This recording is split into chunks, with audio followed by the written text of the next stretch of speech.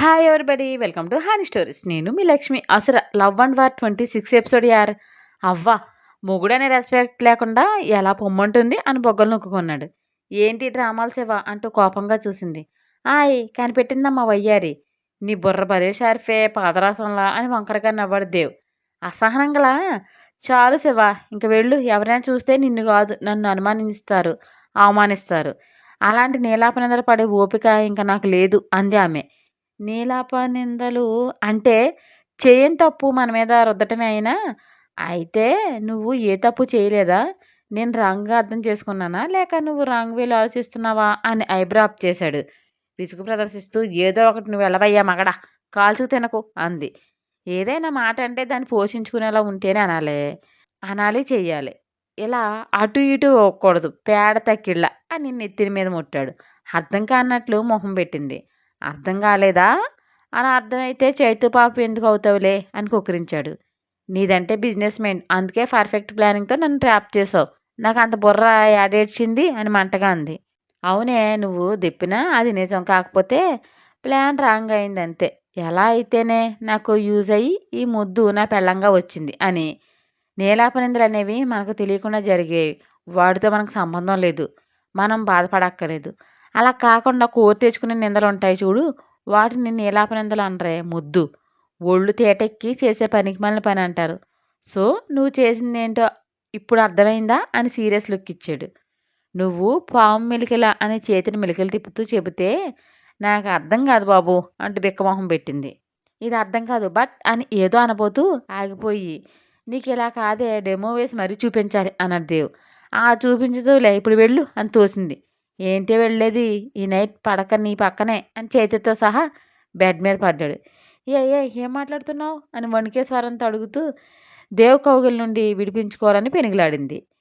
చెప్, ఒకసారి వదిలేసి దూరంగా పో అంటే పోకుండా గోడ కొట్టిన బంతిలో మళ్ళీ నా దగ్గరికే వచ్చావు. ఇక ఎలా వదులుతానే?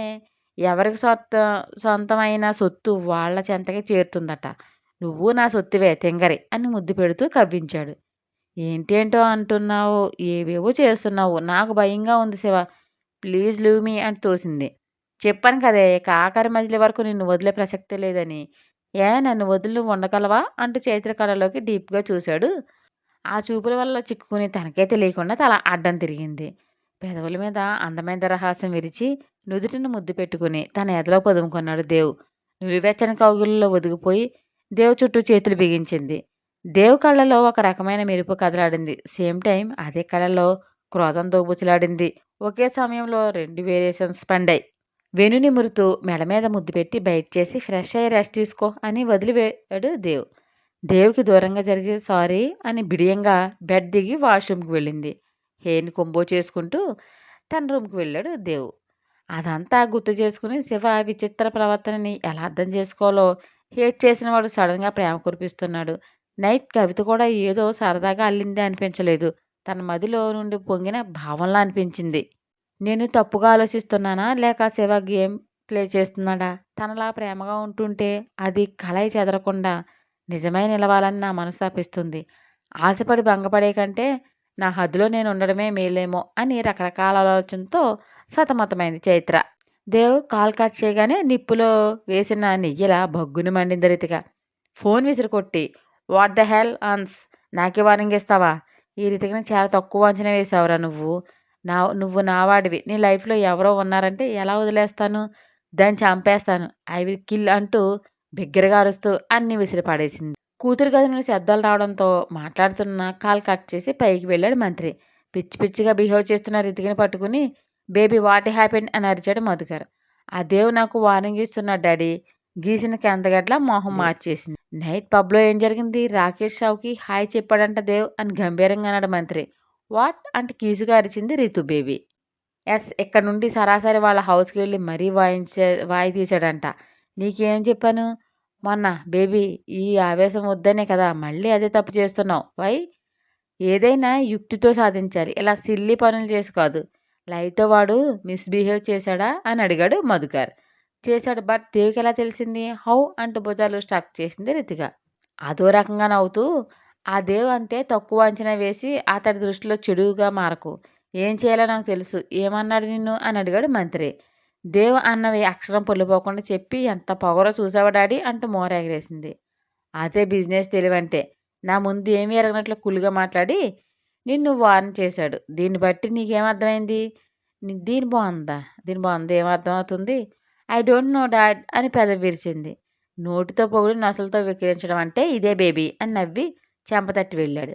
పళ్ళు పటపటా నూరుతూ దేవాంష్ నీ టెక్కేంటో నేను చూస్తా అని అప్పుడు ఒంటి మీద గుడ్డలేసుకోవడానికి వెళ్ళింది రితిక. లయని గేట్ దగ్గర డ్రాప్ చేసి ఎనీ టైం కాల్ మీ లయ నీకోసం నేను ఎప్పుడు అవైలబుల్గానే ఉంటాను అని మస్మరింగ్ స్మైల్ ఇచ్చి వెళ్ళాడు విదుర్. దుమదుమలాడుతూ వచ్చింది లయ. హాల్లో ఉన్న బామ్మ పిలుస్తున్న సమాధానం చెప్పకుండా కోపంగా తన రూమ్లోకి వెళ్ళిపోయింది. ఓ దీని పొగరు సంతకెళ్ళా ఏం వగలిపోతుంది అని బొగ్గలు నొక్కోవడం బామ్మ వంతైంది. ఫోన్ కట్ చేసి కార్ స్టార్ట్ చేసుకుని రయ్యమని ముందుకు ఉరికించాడు. బాల్కనీలో నిలబడిన తన ఊహాలోకంలో ఊగిసలాడుతున్న చైతు పాప హృది సవ్వడి పెరిగింది. అప్పుడే దేవ్ కారు లోపలికి దూసుకొచ్చింది ఆగింది. కార్ డోర్ తీసుకుని దిగుతున్న తన పతిదేవుని చూసి ఉదయాన్నే ఏం పెత్తనాలు వెలగబెట్టడానికి వెళ్ళాడో సార్ అని నీలిగింది చైత్ర. పిల్లలు పట్టుకుని ఊగుతూ వెళ్ళి అడిగితే అరటిపండు వలిసి నోట్లో పెట్టినంతగా చెబుతాడు అడగరాదా అని సాగతీస్తూ వయ్యారాలు పోయింది సోల్ పాప. ఇప్పటికే మెంటలెక్కించి వదిలాడు. ఇప్పుడు వెళ్ళి మళ్ళీ కెలుగుతానేంత ఓపిక నాకు లేదు. నువ్వు మూసేయ్ అంది చైత్ర. ఎన్నాళ్ళు ఈ దాగుడు మూతలు? అమ్మా నాన్నని చూడవా? వాళ్ళని చాలా మిస్ అవుతున్నా. మరి నీకు లేదా అని ప్రశ్నించింది డల్ అవుతూ. నేను చాలా మిస్ అవుతున్నా. అయితే శివతో అసలు నిజం చెప్పి మనం ఇంటికి వెళ్దాం అని ఉత్సాహంగా సోల్ పాప. చెబితే అప్పుడు ఇద్దరిని చంపేస్తాడు. తన అన్నని అలా చేసిందనే అపోహలో శిశిని గురించి నిజం దాచినందుకు నన్ను. అంటే శివకు ఎప్పటికి నిజం చెప్పవా? లేక తను తెలుసుకోలేడు అనుకుంటున్నావా? ఎలా తెలుస్తుంది? శిశిని తను ఎప్పుడు చూడలేదు కదా అని ధీమాగా అంది. బాగా ఆలోచించు. శివ పరిచయమైన 6 నెలల్లో ఎప్పుడు ఆ దెయ్యం శివకు ఎదురుపడలేదా? గుర్తు తెచ్చుకో అని మాయమైంది సోల్. సన్నగా దడ మొదలైంది. నిజమే శిశు 2 టైమ్ వచ్చింది. ఒకసారి కూడా శివ చూడలేదా? లేక చూసినా తనే నేను అనుకున్నాడా? సడన్గా చూసే వాళ్ళకైతే తెలీదు. కానీ డైలీ అబ్జర్వ్ చేసే వాళ్ళకు మా మధ్య ఉన్న డిఫరెంట్ ఖచ్చితంగా తెలుస్తుంది అనుకోగానే గుండె జారి కాలేయంలోకి దూరేసింది. కొయ్యి బొమ్మలా బిగిసిపోయిన తన ప్రియసఖిని చూసి ఇదేంటి నిలబడి నిద్రపోతుందా మాయాలోకం అని నవ్వుకుంటూ అటు ఇటు చూశాడు దేవ్. పనివాళ్ళు ఉండడంతో చేతుల్ని కదపకుండా సైలెంట్గా లోపలికి వెళ్ళాడు దేవ్. బాత్ చేసి రెడీ అవుతున్న జాను ఫోన్ రింగ్ అయింది. లిఫ్ట్ చేసి హలో అంది. ఇంకా నయం హూ ఇస్ దిస్ అని అడగలేదు అని వెటకారంగా ధ్వనించింది అటువైపు నుంచి. తెల్లారిందా అప్పుడే సాధించడానికి అని నవ్వింది. తిన్నావా పడుకున్నావా తెల్లారింది ఇదే కదా నా బ్రతుకు అని ఉడుక్కున్నాడు. మిర్చి తిన్నా కాకిలా ఏంటి నీ గోల?